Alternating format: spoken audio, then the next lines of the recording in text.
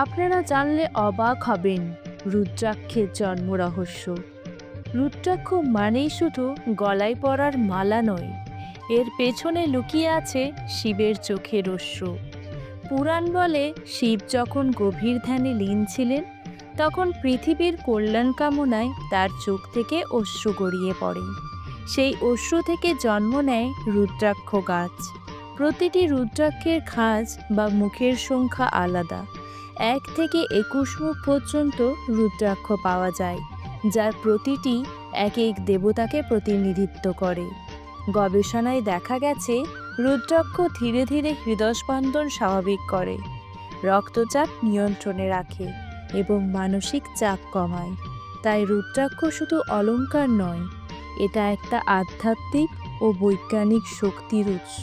যদি ভিডিওটি ভালো লেগে থাকে তবে হর হর মহাদেব লিখে কমেন্ট করুন এবং সাবস্ক্রাইব করতে ভুলবেন না।